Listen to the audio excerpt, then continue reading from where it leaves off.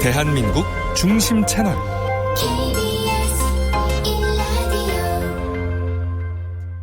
Listen, everyone.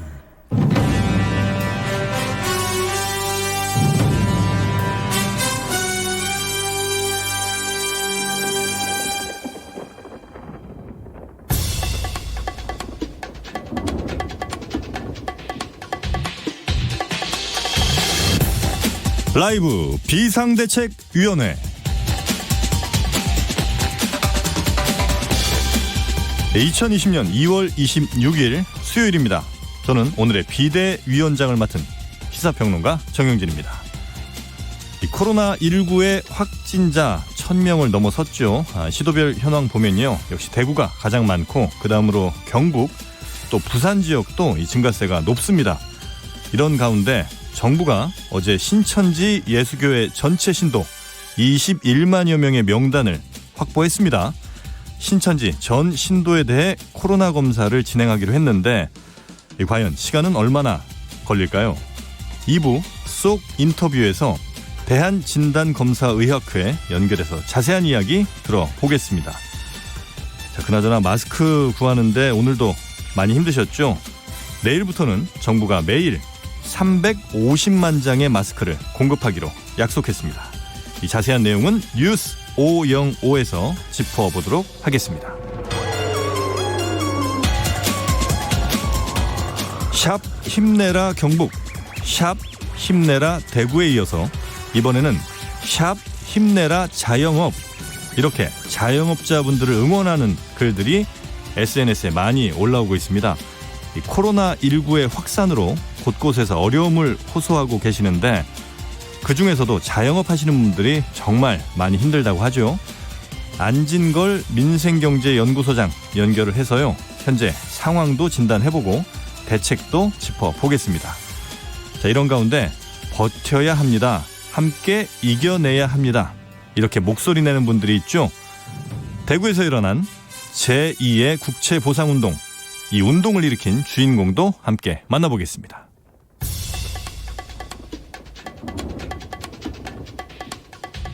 지난 수요일 이명박 전 대통령이 항소심에서 징역 17년 선고받고 보석이 취소돼서 재수감됐었는데 어제였죠. 엿새 만에 또 석방이 됐습니다.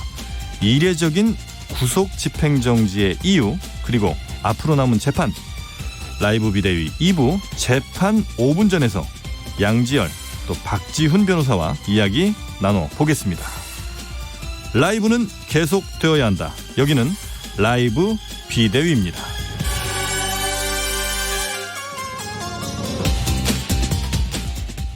코로나19 우리 함께 이겨냅시다. 버텨냅시다. 샵 힘내라 대한민국, 샵 정영진.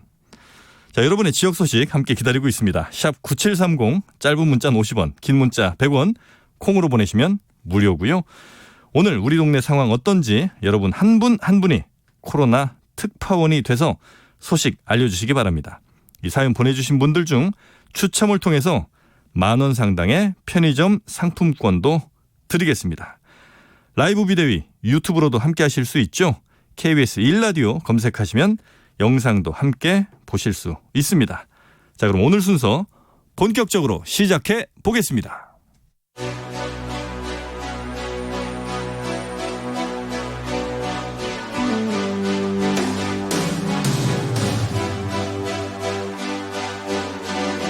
라이브는 계속되어야 한다.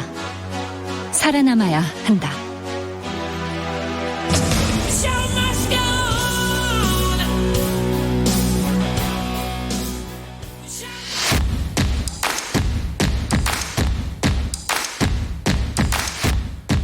정치 뉴스 피로 해소에 딱 좋은 브리핑, 뉴스 오영호.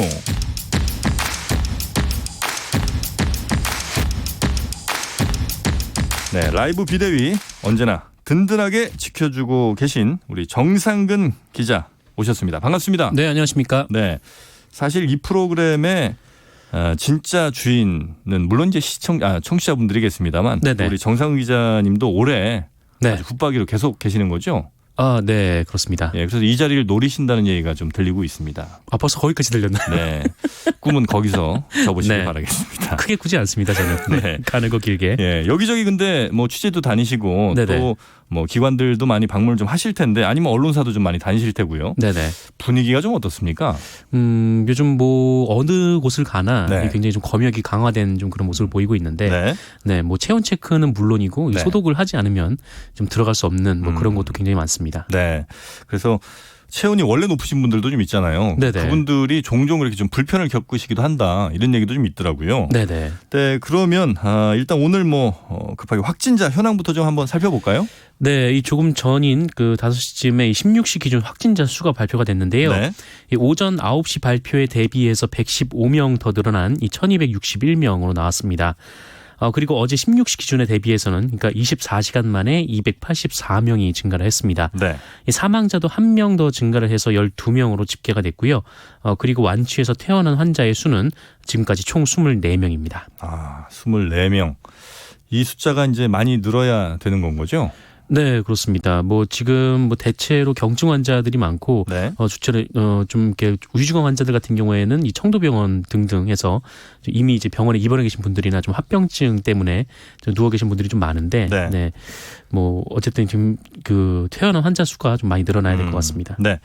자, 그러면 그 중에서도 좀 더 주목되는 확진자들이 있다는 소식이 있던데요. 어떤 분들입니까? 네, 일단 이 사회복지 시설을 중심으로 최근 확진자가 많이 나오고 있습니다. 경상북도에 따르면 이 청도군의 다람 노인 요양 이 공동 생활가정에서 근무하는 63살 여성이 요양보호사인데요. 네. 코로나19 확진 판정을 받았습니다.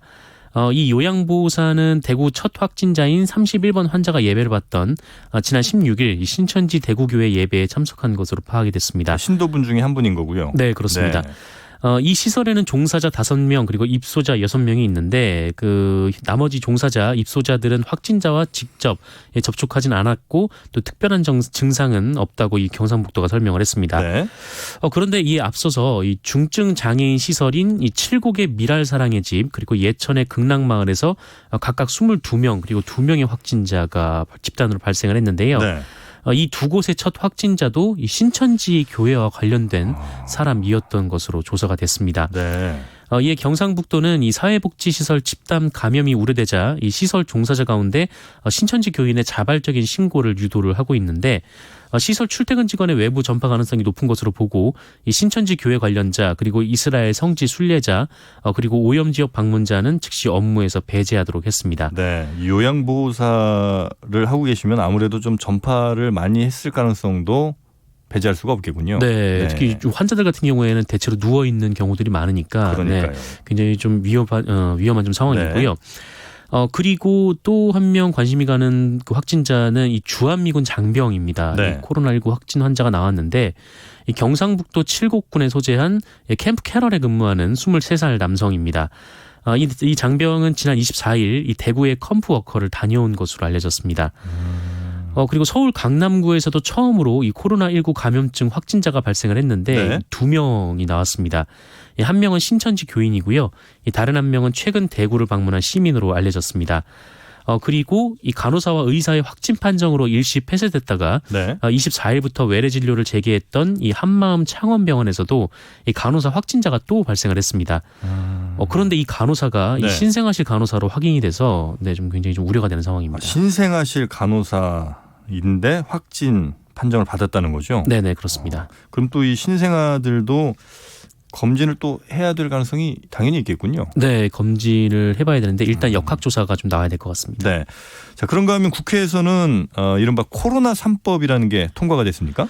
네, 이 코로나19와 같은 감염병에 효과적으로 대처하기 위한 그 이른바 코로나 3법이 폐쇄 후에 오늘 다시 열린 이 국회 본회의를 통과했습니다. 네. 이 코로나 3법은 감염병의 예방 및 관리에 관한 법률 개정안 그리고 검역법 개정안 그리고 의료법 개정안입니다.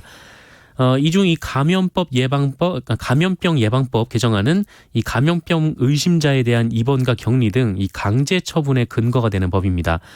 검사를 안 받겠다라고 네. 하면은 지금으로선 어떻게 뭐 방법이 없는데 네. 앞으로 이제 처벌을 할 수 있도록 네, 근거가 되는 법입니다. 그리고 이 마스크, 손 세정제 같은 1급 감염병 예방에 필요한 의약 외품의 수출 그리고 외국 반출 금지의 근거를 마련하는 등의 이 내용을 담고 있습니다. 지금 그래서 외국 반출을 금지하기 좀 어려운 상황이 있는 거군요. 이런 법 같은 것들이 미비했기 때문에. 네, 이제 수출은 통제를 할 수가 있는데 네. 이 300장 이하의 이 마스크 같은 경우에는 외국으로 그냥 들고 나가도 이렇게 크게 문제가 안 됐었기 때문에 네. 좀 법에 좀 보완이 필요한 상황이었습니다. 그리고 이 감염병 위기 시에 이 저소득층 등 취약계층의 마스크를 우선 지급하고 또 보건복지부 역학조사관 인력을 100명 이상으로 늘리는 등의 내용도 포함이 되어 있습니다. 네. 그리고 검역법 개정안은요, 이 감염 관리 지역의 외국인 그리고 그 지역을 거친 외국인의 출입국을 금지할 수 있도록 하는 근거가 됩니다. 그리고 의료법 개정안은 이 감염병 예방과 이 전파 차단을 위해서 의료기관이 준수해야 할 그 운영 기준 등을 내용으로 하고 있습니다. 네. 또 의사가 진료 도중에 감염병 의심자를 발견하면 지자체 또는 보건소장에게 신고를 할 수가 있고 이 신고받는 자의 판단에 따라 그러니까 지자체에서 이렇게 조치를 하라, 이 보건소에서 이렇게 조치를 하라라고 하면 의사가 그대로 이제 강제로 조치할 수 있도록 하는 내용이 포함되어 있습니다. 국회는 또한 이 국회 코로나19 대책 특별위원회를 구성했는데요. 그 위원장은 김진표 이 더불어민주당 의원이 맡고요. 여야 의원 총 18명이 포함이 됐습니다. 네. 이 특위의 활동 기간은 오는 5월 29일까지입니다. 대체로 이 3법이라는 게 조금 위헌한 상황들을 좀 컨트롤할 수 있도록 강제하는 내용들이 좀 많이 들어있다. 이렇게 좀 네네. 보면 되겠군요. 그렇습니다. 자, 그리고 내일부터 약국하고 우체국에서 마스크 판매합니까? 네, 뭐 3월부터 시작한다라는 말이 있었는데 앞당겨졌습니다. 기획재정부는 오늘 이 전국 2만 4천여 곳의 약국에 한 곳당 100장씩 모두 240만 장을 매일 공급할 예정이다. 매일이요? 네, 매일이요. 라고 밝혔는데요. 약국이 국민 접근성이 더 높다라는 판단에서 이뤄진 조치입니다. 서울, 경기 이외 지역 같은 경우에는 하지만 그 약국 수가 적기 때문에 네. 공급 여건이 취약한 지역은 한 곳당 더 많은 물량을 배분할 예정입니다. 그리고 읍면 지역의 경우 우체국 1,400여 곳 그리고 농협 1,900여 곳에 매일 110만 장을 공급해서 판매하도록 했습니다.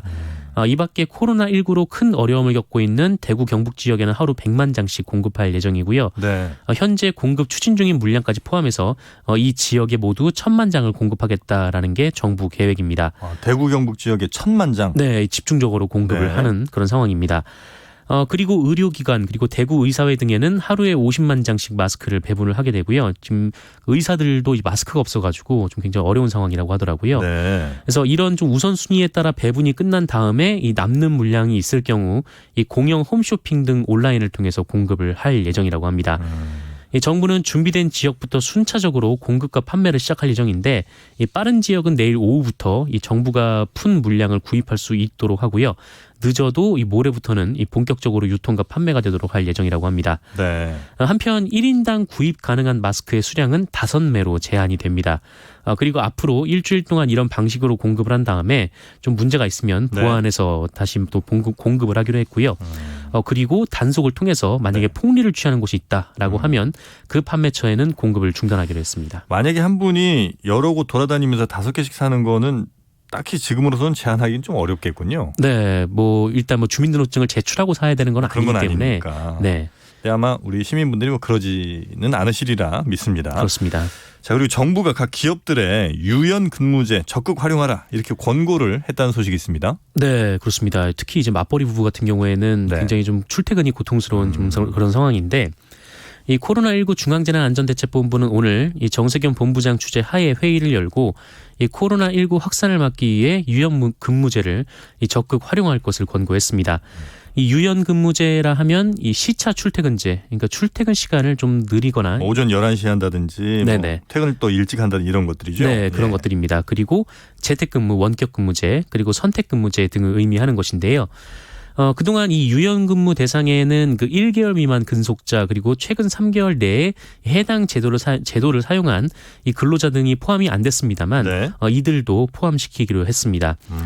그리고 임신부 등 감염에 취약한 근로자들은 가급적 재택근무하도록 지침을 내렸습니다. 실제로 제가 아는 회사들에서도 뭐 정부의 권고를 받기 전부터 네네. 이렇게 하는 기업들이 꽤 있더라고요. 네, 그렇습니다. 왜냐하면 이제 그 안에 확진자 한 명이라도 발생이 되면 아예 그 건물 혹은 뭐 그 기업 자체가 문을 닫는 경우들이 있어서 네. 굉장히 회사들이 좀 조심하기는 하는 것 같습니다. 네, 그렇습니다.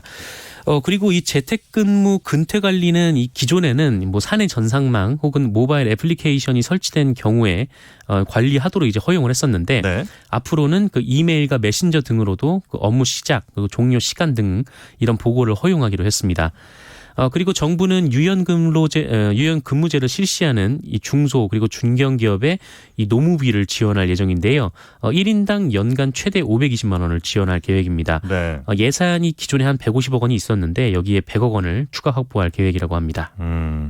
지금 뭐 계속해서 댓글과 문자 이렇게 보내주고 계신 분들이 많은데요. 미카라는 닉네임을 쓰시는 분이 유튜브에서 얼굴은 쟁반만한데 마스크를 구하기가 너무 힘들어서 아이 걸 아마 쓰고 나가신 모양입니다. 그래도 아이 거라도 쓰시는 게 낫긴 낫겠죠? 코랑 입을 집중적으로 네. 막을 수가 있기 때문에. 네, 근데 저도 쓰고 다닙니다. 네. 아동용을? 아동용은 아니고요. 아동용은 네. 아니고요. 예. 제가 쟁반보다 좀 더 크거든요, 얼굴이. 쟁반이 많이 쓰이는군요. 얼굴 크기 재는데. 네네. 알겠습니다. 자, 그리고 다음 뉴스로 이거는 어떤 뉴스입니까? 문재인 대통령 탄핵 요구하는 청와대 국민청원이 지금 60만 원을 넘었습니까? 네, 최근에 굉장히 빠른 속도로 늘어나고 있는데요. 네. 이 문재인 대통령의 탄핵을 촉구합니다라는 제목의 청원이 지난 4일 이 청와대 국민청원 게시판에 처음 등장을 했었습니다. 그리고 어제 오후에 이 청와대 답변 기준인 20만 명을 돌파했는데, 네. 그리고 또 하루 만인 오늘 오후 1시 반쯤 이 50만 명을 넘었고요. 제가 마지막으로 확인했을 때는 60만 명도 넘었습니다. 이로써 청와대는 이 청원이 마감되는 내달 5일부터 한 달 이내에 공식 답변을 내놓게 됐습니다. 답변 기준 넘었으니까요. 네네, 그렇습니다. 이 청원자가 청원을 한 이유는 이 코로나19 사태에 있어서 문재인 대통령의 대처를 보면 대한민국 대통령이 아니라 중국 대통령을 보는 것 같다라고 주장을 했는데 뭐 마스크 300만 개를 중국에 지원한다거나 이 마스크 가격 폭등에 대한 어떤 조치도 내놓지 않았다라는 게 그 이유입니다. 또한 이 정부가 이 중국인에 대한 전면 입국 금지를 하고 있지 않다라면서 이 허울뿐인 대책만 내놓고 그 실질적인 대책을 내놓지 않고 있다 이렇게 주장을 했습니다. 네. 반면에 그 오늘부터 시작된 문재인 대통령에 대한 응원 청원도 12만 명을 넘었습니다. 굉장히 빠른 속도로 역시 늘어나고 있는데 이 청원인은 이 코로나 바이러스로 인해서 대한민국 모든 국민이 힘든 시기에 있지만 국민 건강을 위해 이 대통령을 비롯한 대한민국 정부의 각 부처의 모든 분들이 밤낮 없이 고생을 하고 있다라면서 하지만 신천지라는 생각지도 못한 사이비 종교의 이 무분별한 바이러스 확산으로 인해 대한민국 일주일 사이에 급속도로 확진자가 불어나고 있다라고 주장을 했습니다. 이 청와대 국민청원의 그 부작용에 대해서 이야기하신 분들도 그래서 좀 더 나오고 계신 것 같은데 이건 사실 뭔가 청원할 만한 것은 아닌 네네. 성격인 것 같은데요. 그러니까 서로가 누구를 지지하느냐 이제 이 싸움이 좀 편가르기 되는 거 아니겠습니까? 네, 이 청와대가 답변할 수가 없는 그런 내용이긴 하죠. 탄핵 요구하는 게 60만 명 넘었다고 할게요. 뭐 이렇게 할 수 있는 것도 아니고 네네. 청와대가 뭐 결정할 수 있는 것도 아닌데 참 이렇게 물론 이제 어떤 비판이나 어떤 뭐 비난조차도 뭐 국민들이 할 수는 있는 거겠습니다만 조금 더 팩트에 근거한 이런 비난이었으면 좀 좋겠다는 생각을 좀 하게 됩니다. 네. 자, 뉴스 오영호 정상근 기자와 오늘 함께했습니다. 고생하셨습니다. 고맙습니다. 네, 이 시각 실시간 교통 정보 한번 알아볼까요? 교통정보센터 김한나 씨 나와주십시오. 네, 퇴근 시간이 다가오면서 교통량이 늘었습니다. 서울 시내는 서부간선도로 안양 쪽으로 전 구간에서 속도 내지 못하고 있는데요. 성산대교부터 금천교까지 30분 남짓 소요되겠습니다. 올림픽대로는 영동대교에서 반포대교 구간이 양방향으로 차가 많고요. 내부순환로는 성수 쪽으로 성산램프부터 정릉터널까지 지나기 어렵습니다. 고속도로는 돌발 상황을 주의하셔야겠는데요. 서울 양양간 고속도로 양양 쪽으로 서종 부근 갓길에서 소형 화물차 화재 사고를 처리하고 있고요. 평택 시흥고속도로 시흥 쪽은 송산 마도에서 군자 분기점 부근 2차로에서 이동 청소 작업을 하고 있습니다. 이 여파를 받아서 송산 마도 부근 3km 정체입니다.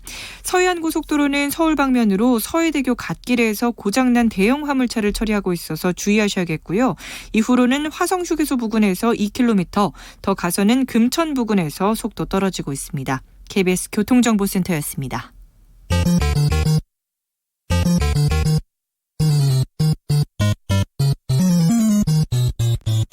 KBS 1라디오 라이브 비상대책위원회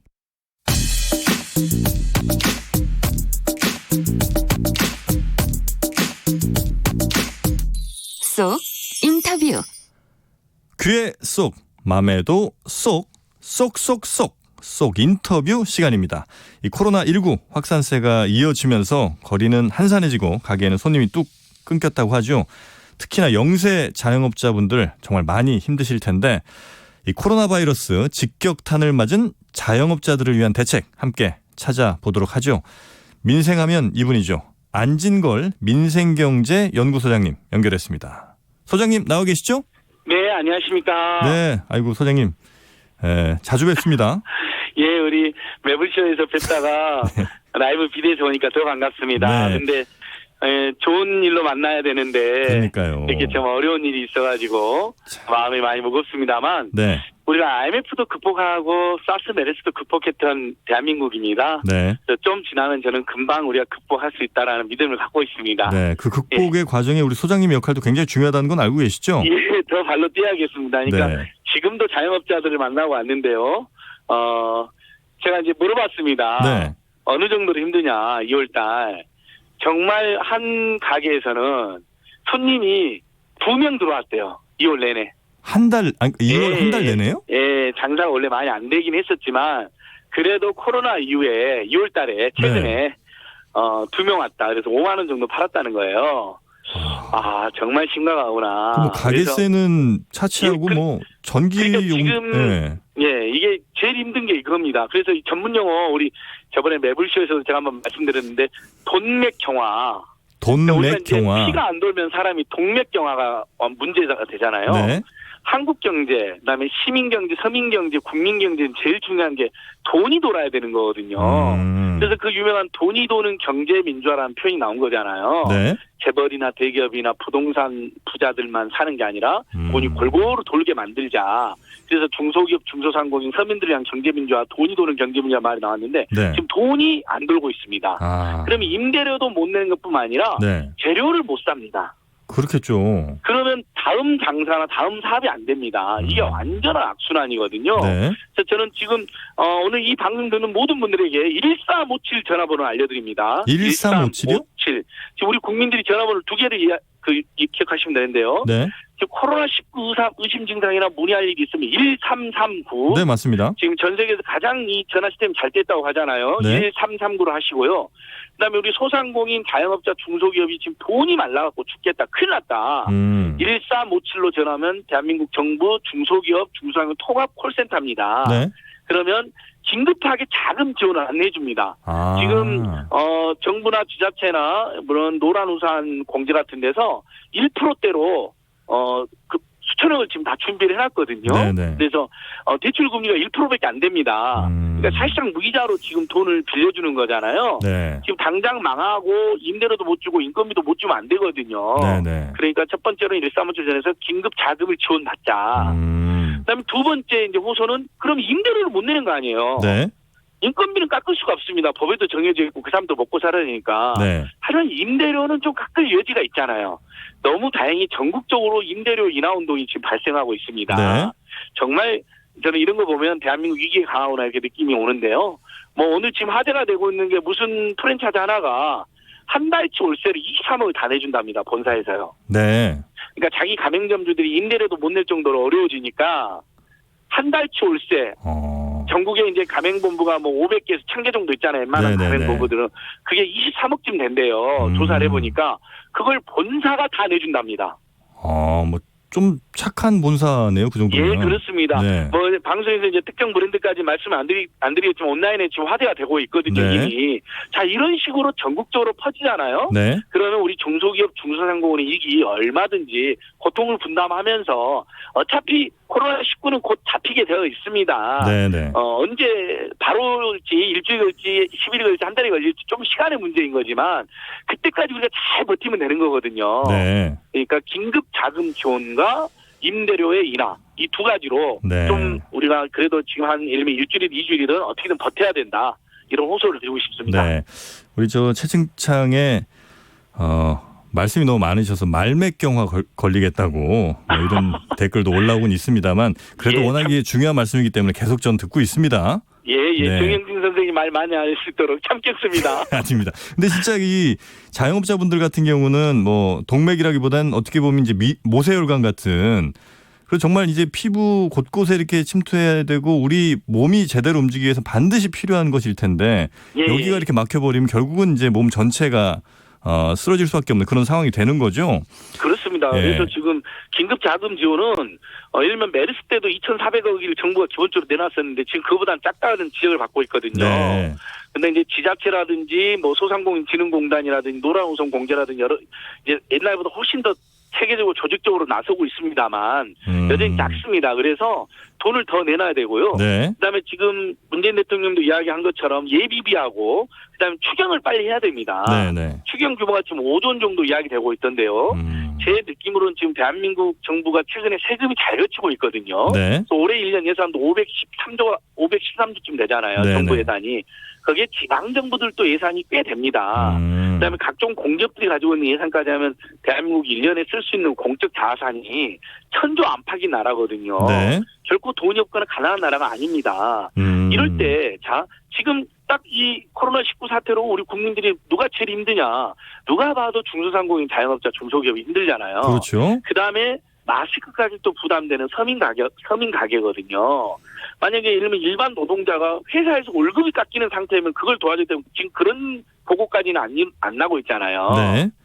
또는 강한 자영업자들이 힘들면 예를 들면 알바를 줄인다든지 알바 급여를 못 주는 일이 있겠죠. 네네. 이렇게 조사가 딱 되는 것이거든요. 누가 힘든지 바이러스 사태에서. 그럼 네. 추경을 편성해서 그분들을 집중적으로 지원해주는 정책을 펼치면 된다. 그래서 예를 들면 건물주들이 임대료를 50%를 할인하면 추경에서 뭐 그중에서 50%를 다 지원해 줄 수도 있고 사재갑에 따라서는 30-40%를 지원해 준다든지 이런 방안이 가능하거든요. 네. 그래서 이 위기를 돈이 돌게 만들어야 된다. 이런 펌프질이라도 좀 해야 된다 이런 말씀이신 것 같은데 맞습니다. 예. 이때 그 대구에서요 새로운 운동 하나가 일어나고 있다고 합니다. 아마 우리 소장님의 취지와 가장 잘 맞는 운동인 것 같은데 코로나 불황으로 쌓인 재료를 좀 팔아주자 이런 운동을 제안한 분이거든요. 아 저도 봤는데 너무 대단하시더라고요. 예. 네. 이분이 지금 나와 계시니까 잠깐 연결해서요. 말씀 좀 함께 들어보도록 하겠습니다. 예. 자, 좋습니다. SNS 페이지에서 대구 맛집 일보 운영하시는 하근옥님 만나보겠습니다. 안녕하세요. 안녕하십니까. 네. 예. 지금 하고 계신 게 예. 그러니까 그 가게들이 코로나 사태 때문에 뭔가를 팔지 못하니까 예. 여기에 팔지 못하는 그 재료들을 직접 팔아주자 이런 겁니까? 예, 맞습니다. 그리고 그 식당들에 지금 식재료들이 너무 많이 쌓여 있어요. 그리고 네. 이분들이 사실 식당에 계시다 보니까 이거를 처리를 할 방법이 없으시더라고요. 이거를 반품을 해달라고 해도 그 업체에서 이거의 반품을 다 받아주지 않는데요. 그래서 그렇겠죠. 제가 이거를 어떻게 좀 처리를 해드릴 수 있는 방향이 있을까. 그러다 보니까 제가 뭐 작은 커뮤니티를 좀 운영하고 있어서 네. 거기에 이제 이걸 글을 올리면서 이제 좀 판매를 도와드리고 있습니다. 네. 그러면 실제로 제가 그 음식점에서 남은 혹은 뭐 지금 어떻게 도저히 뭐 음식으로 팔 수 없는 상황에 이런 재료들이 있으면 이걸 제가 사고 싶잖아요. 예. 어떻게 사면 됩니까?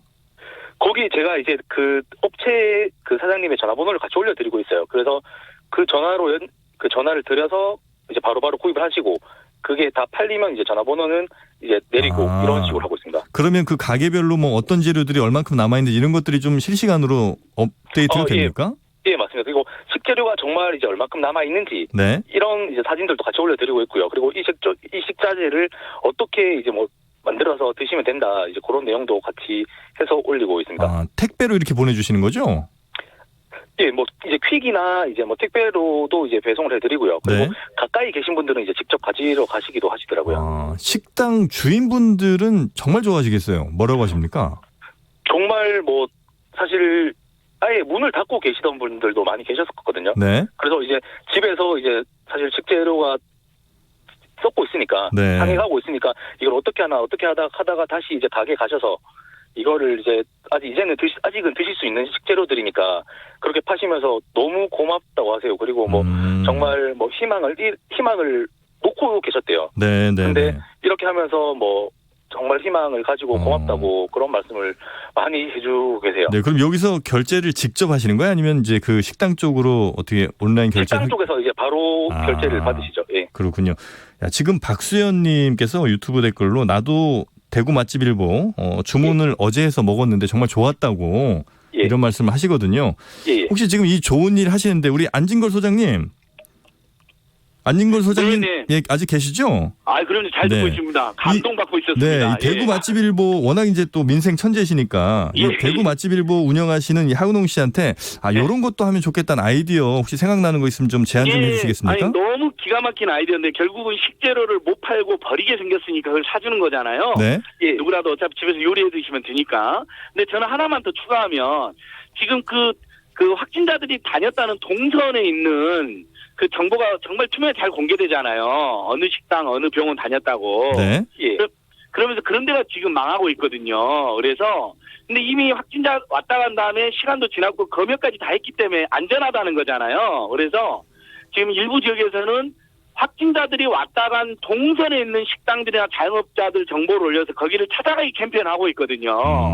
그래서 식재료 주문하기 캠페인에다가 이미 확진자가 왔다 간 다음에 검역이 끝난 곳, 안전한 곳 정보를 올려서 근데 아직도 손님들이 좀 안 가고 계시니까 그런 데만 찾아다니는 거죠. 아, 집중적으로?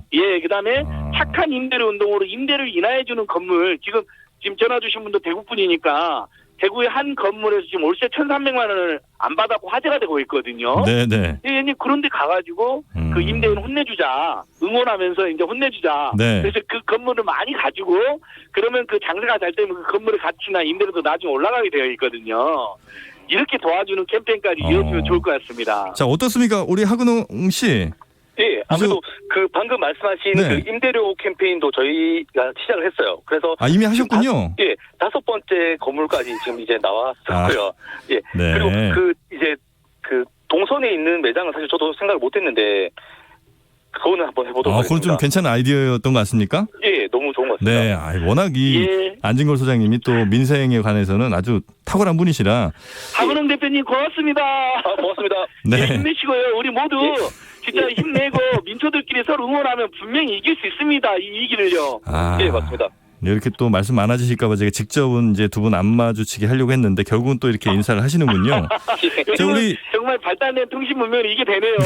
네, 우리 이제 하근홍 씨께서 지금 현재 뭐 여러 노력들을 좀 해주고 계신데요.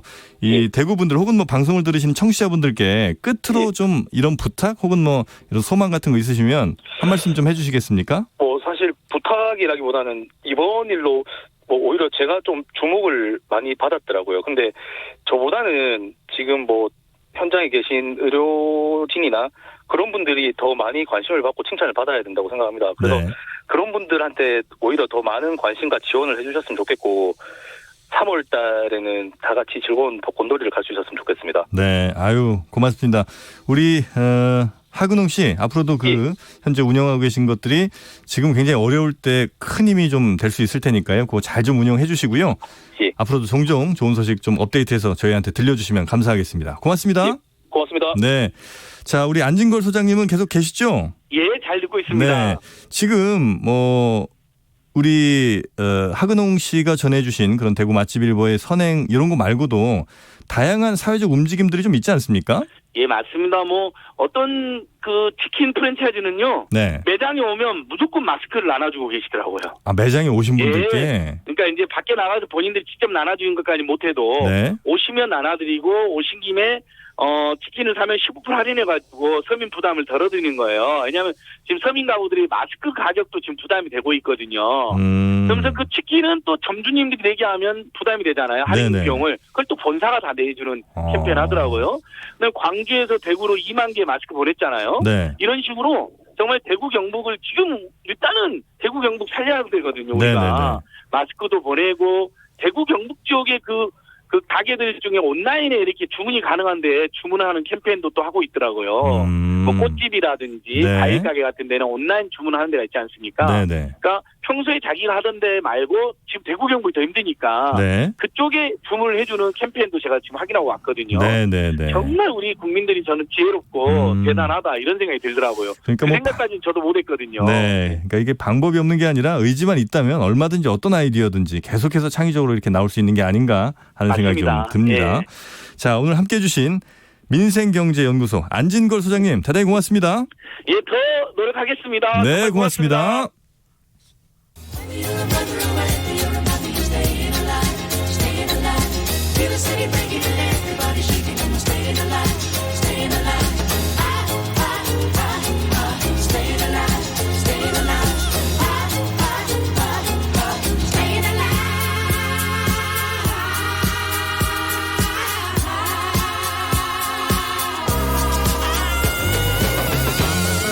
KBS 1라디오 라이브 비상대책위원회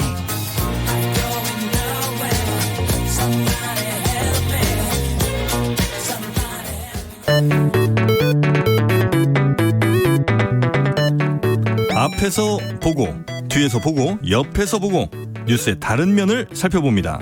정주식의 뉴스 이면. 네, 온라인 미디어 직설의 정주식 편집장 반갑습니다. 안녕하세요. 네, 자 우리 정 편집장님은 참 말씀을 잘하시는 것 같아요. 아 제가요? 갑자기 왜 그런 말씀을? 아니 지난 시간에 제가 이제 처음 뵙지 않습니까? 네. 근데 그때도 참 느꼈습니다만 어떤 질문을 드려도 질문의 의도에 딱 맞는 답변들을 너무 잘해주셔서. 네. 좀 두렵습니다. 갑자기 그런 말씀을 하시니까. 아, 그럴까요? 의도가 네. 있으신 거 아닌가요? 제가 의심이 좀 많아서. 네. 아무튼 감사드립니다. 일단 오늘 준비한 이야기부터 한번 슬슬 들어가 볼까요? 예. 네. 그 연일 코로나19 관련 보도들이 쏟아져 나오고 있는데요. 네. 이게 체감상 메르스 때 그리고 사스 때보다 좀 지금이 더 불안하다고 느끼는 분들이 많으신 것 같아요. 아니면 그때 기억을 조금 잊으셔서 그런 건 아닐까요? 그때도 되게 그럴까요? 힘들긴 했었거든요. 그 이번 바이러스의 특징 때문이기도 한 것 같고 네. 또 미디어의 좀 과열된 보도 행태 때문인 것 그건 맞는 같기도 것 합니다. 네. 사실 보도를 넘어서 공포감을 조장하고 특정 지역에 대한 혐오 감정을 부추기는 보도들이 이어지고 있어요. 네. 이런 걸 좀 막아보고자 2012년 보건복지부 출입 기자단과 관련 학회에서 마련한 감염병 보도 준칙이 있거든요. 근데 많은 언론들이 이 준칙을 어기고 있습니다. 어긴다면 어떤 걸 어긴다는 겁니까? 17일 조선일보 기자가요. 네. 29번 확진자의 아내와 인터뷰를 했습니다. 근데 환자의 가족은 감염 가능성이 가장 높은 밀접 접촉자이기 때문에 네. 자가격리 상태였거든요. 네. 근데 그때 마침 집이 소독 중이라 이분이 부득이하게 잠시 집 밖에 나오셨는데 이제 그때 조선일보 기자가 접근을 한 거예요. 그래서 이분은 조선일보 기자와 접촉을 한 뒤 3시간 뒤에 코로나19 양성 판정을 받고 네. 30번 확진자가 되었습니다.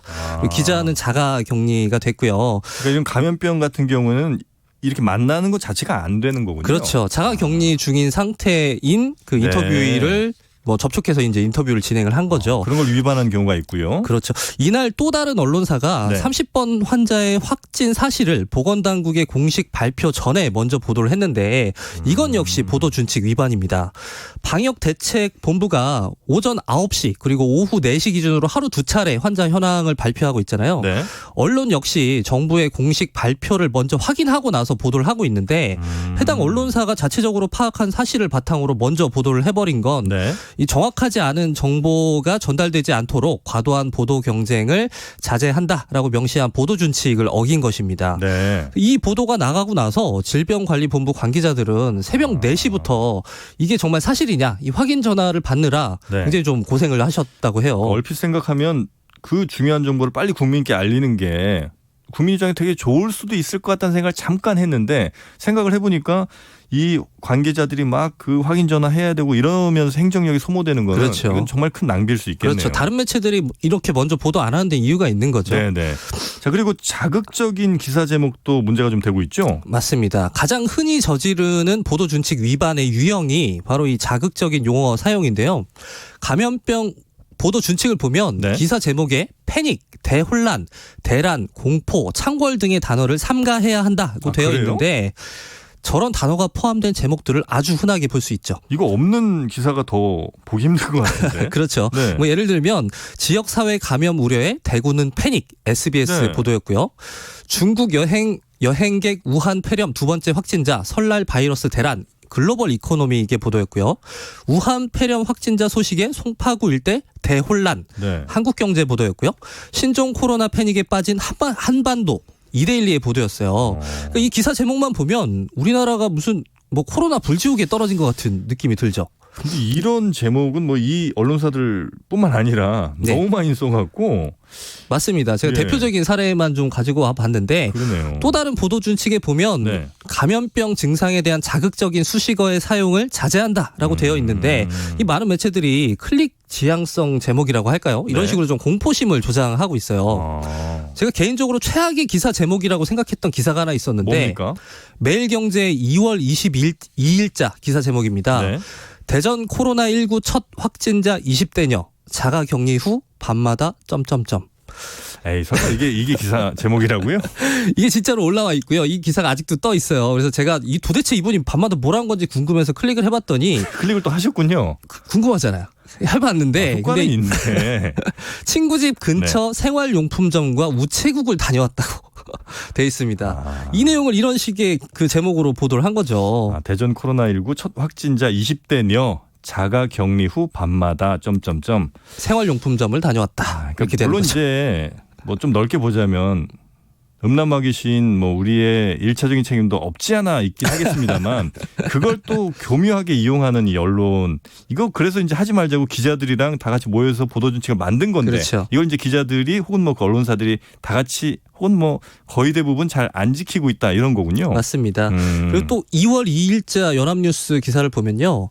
그 우한에서 귀국 후에 네. 격리 중인 우리 교민들의 숙소를 주민에서 촬영한 사진을 그대로 뭐 기사에 게재를 했어요.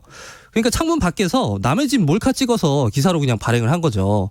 이걸 본 한 시민이 연합뉴스 SNS 채널에 당신들 그렇게 파파라치식 보도하면 안 되지 않냐라고 항의를 했더니 네. 연합뉴스 측은 사과는커녕 당사자이신가요? 라고 따져 묻기도 했습니다. 그러니까 이런 보도는요. 이 감염자와 환자의 개인정보를 보호하고 사생활을 존중해야 한다. 감염인에 대한 사진이나 영상을 보도할 경우에는 특히 주의해야 한다라고 되어 있는 보도준칙 위반입니다. 아니, 그분들 방 안에 있는 사진 찍는 게 무슨 알 권리랑 관계 있는지도 저는 잘 모르겠고. 그 사진을 보면요. 네. 아무런 정보값이 없어요. 그냥 그분들이 그냥 편안한 복장으로 네. 실내에서 뭐 컴퓨터도 하시고 그냥 거실에 나와 계시는 사진인데 네. 그걸 이제 보도한 것 자체가 굉장히 좀 선정적이죠.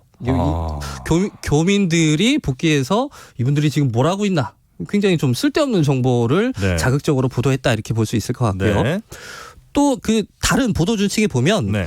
감염인의 신상에 관한 보도는 차별 및 낙인이 발생할 수 있으므로 신중해야 한다라고 되어 있는데 네. 대표적으로 지난달 그 헤럴드 경제 대림동 차이나타운 르포가 네. 이 조항을 어긴 사례라고 할 수 있어요. 그러니까 이 기사를 보면 그 우리나라 시장 어디 가다 볼 수 있는 그 흔한 시장의 풍경을 네. 마치 대림동 차이나타운에만 존재하는 특별히 아주 매우 위험한 풍경인 것처럼 네, 네, 그 묘사를 하면서 이 지역 사람들에 대한 어떤 편견을 조장한 보도였죠. 네. 그래서 근데 실제로 대림동에서는 아직까지 확진자가 나오지 않았고요. 네. 그 여기는 그 손님들이 너무 많이 줄어서 이게 지금 그 손님들 눈치가 너무 보여서 네. 그 매일같이 소독을 하고 있다고 해요. 자, 그러면 이 방송 듣고 계실 아마 많은 기자분들도 아마 이 방송 들으실 거거든요. 이분들을 위해서라도 그리고 혹은 이 잘못된 보도들을 보는 이 우리 시청자분들 혹은 뭐 독자분들을 위해서라도 감염병 보도 준칙의 주요 내용들 깔끔하게 다시 한번 정리 부탁드리겠습니다. 예. 현 시점에서 사실로 밝혀진 정보를 제공하고 신뢰할 만한 근거가 필요하다. 근거 있는 보도해라. 그렇죠. 정확하지 않은 정보는 전달하지 않고 과도한 보도 경쟁을 자제하라. 네.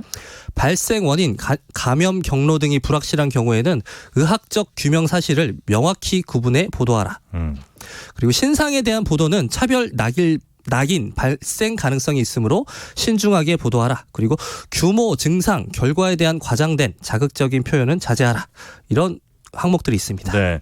그러니까 확실한 근거에 의해서 하고 누군가를 차별하거나 낙인 찍을 만한 이런 가능성이 있는 것은 대단히 조심해라. 그렇습니다. 이런 것들이 굉장히 요지인 것 같은데 이거는 사실 이런 보도 준칙이 없더라도 기자들이 그렇죠. 알아서 좀 지켜야 될 내용이 아닌가 하는 생각도 좀 듭니다. 맞습니다. 자, 정주식의 뉴스 이면 온라인 미디어 직설의 정주식 편집장과 함께했습니다. 오늘 고맙습니다. 감사합니다.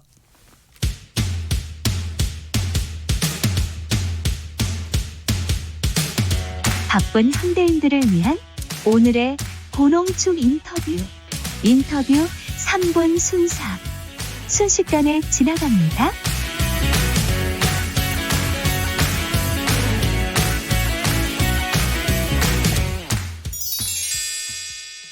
오늘의 3분 순삭 인터뷰. 코로나19로 마스크 수요가 급증하면서 시중에서 마스크 품귀 현상이 벌어지고 있는데요. 이에 정부는 마스크 생산업체당 수출 물량을 10%로 제한하는 한편 생산량의 50% 이상은 공적 판매처에 납품하도록 조치했습니다. 정부의 이러한 조치로 마스크 가격과 공급은 안정을 찾을지 또 소비자가 알아야 할 구입 정보는 무엇인지 들어보겠습니다. 먼저 마스크 생산업체 웰킵스 박종환 대표의 말입니다. KBS 1라디오 김경래의 최강시사와의 인터뷰입니다. 하루에 지금 1200만 개가 넘는 양의 생산이 된다고 하잖아요. 네네. 그런데 왜 이렇게 시중에서는 마스크를 구하기가 힘든 겁니까? 가장 큰 요인은 사실 예. 그동안에 그 중국 쪽에 수출에 있었습니다. 아. 네, 지금 사실 이제 중국으로 넘어간 양이 제가 개인적으로 조사한 바에 따르면 예. 지금 1월하고 2월 네. 두 달에만 한 6억 개에서 7억 개 정도가 넘어간 걸로 보이거든요. 6억 개에서 7억 개요. 네, 그렇게 된다면은 이제 국내에 예. 가지고 있던 재고량, 네. 그다음에 일부 생산된 물량이 포함되어 있기 때문에 예. 마스크가 일시적으로 이제 수급 불안정이 생긴 거죠. 오늘 0시부터 수출 제한 조치가 취해지잖아요. 그럼 좀 사정이 나아질까요? 일단은 중국 수출을 제한한 거는 매우 시기적절합니다. 다만 좀 늦은 감이 있지만 늦었다. 사실은 1, 예. 2주일 전에 시행했다면 더욱 효과가 극대화됐을 텐데요. 예. 늦었지만 아무튼 다행스럽습니다. 아. 네, 굉장히 효과가 많을 거고요. 예. 아마 이제 더군다나 수출량을 제한함과 동시에 공적 물량, 공적 판매처로 출하 의무 조치까지 내렸기 때문에 예. 빠르면 4, 5일, 늦어도 10일 안에는 예. 마스크 수급 불안정은 충분히 해소되리라고 저는 예상합니다. 근데 또 문제는 이 가격 아니겠습니까? 마스크 값이 너무 올라서 부담이 됩니다, 사실. 네, 맞습니다. 이 가격이 왜 이렇게 올라가는 거예요? 적정한 가격은 사실은 이제 뭐 브랜드가 없는 경우에는 500-600원, 예. 브랜드가 있어도 뭐 1,000원, 1,500원 정도가 사실은 적정한 가격이라 생각하고요. 예. 뭐 단순한 이제 수요와 공급의 논리죠. 거기다가 우리나라 소비자분들이 금방 이렇게 뜨거워지시고 예. 그래서 이렇게 많이 좀 킵을 해놓으려고 하세요. 아, 아무래도 네, 불안하니까요. 예. 네, 그렇죠. 뭐 당연히 예. 그러신 건데 지금 오히려 지금 시점에서 킵을 하시면 굉장히 비싼 값에 구매를 하시는 거예요. 네, 알겠습니다. 조금만 사용량만큼만 좀 자제를 하면서 계시면 예. 이거 내려갑니다. 네, 더불어 수출 제한을 했기 때문에 예. 분명히 확실히 내려갑니다. 이번에는 마스크 하루 생산량의 절반 이상이 가게 될 공적 판매처는 어디인지 또 언제부터 살 수 있을지 들어보겠습니다. MBC 라디오 김종배의 시선 집중과 가진 김상봉 식품의약품안전처 바이오 생약국장과의 인터뷰입니다.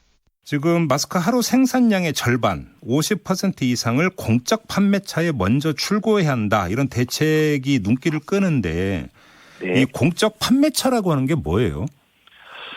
현재는 이제 공적 판매처를 저희가 소위 말하는 우정사업본부, 이제 우체국과 관련된 우정사업본부와 네. 농협중앙회 및 하나로마트, 공영 홈쇼핑, 네. 그다음에 중소기업 유통센터, 예. 이제 일단은 그 현행 규정상 이렇게 돼 있고요. 예. 그 외에 이제 다시 이제 이 확대 지정할 수 있도록 돼 있는데요. 어제부로 이제 약국 및 의료기관 공급을 위한 판매처가 공고가 됐고요. 예. 그다음에 취약계층 지급 때문에 지급을 위해서 중앙행정기관이나 지방자치단체도 예. 현재 어제 0시를 기해서 공고가 되어 있는 상태입니다. 오늘부터 바로 이게 되는 거죠? 지금 이제 요거는 조금 이해를 구하고 싶은 부분은 예. 현재 규정이 적용되는 것은 예. 오늘 생산된 제품입니다. 아하. 그러니까 오늘 생산된 제품에 대해서 이 예. 규정이 적용이 되기 때문에 예. 이 규정이 적용된 것은 소위 말해서 D+1이나 D+2가 돼야 되고요. 그러니까 내일이나 모레 정도가 돼야 되는데 이미 저희가 이런 조치 이외에도 여러 가지 매점 매석 방지라든지 여러 가지 단속 이걸 통해서 현재도 지금 전혀 이쪽으로 공급이 되고 있지 않다는 게 아니라 네. 국민들께 최대한 가도록 저희가 여러 가지 수단들을 써서 현재도 하고 있지만 네. 그게 현재 여러 가지 체감적으로 상당히 부족한 부분이 있고 해서 이게 추가적인 대책으로 나온 거라고 이해해 주시면 되고요. 인터뷰 3분 순삭에 이어 오늘의 퀴즈 드립니다. 시중에 마스크 품귀 현상이 벌어지자 국세청은 마스크 생산업체를 대상으로 이것 행위를 집중 감시하기로 했습니다. 시세 차익을 노리고 특정 상품을 대량 매입한 후 팔지 않고 있다가 가격을 올려 되파는 이 행위를 무엇이라고 할까요? 연암 박지원의 허생전에서 허생이 이 방법으로 막대한 부를 쌓기도 합니다. 보기 드립니다. 1번 매점 매석, 2번 일석이조. 정답 보내시는 방법은 문자로 샵9730, 짧은 문자 50원, 긴 문자 100원, 콩으로 보내시면 무료입니다.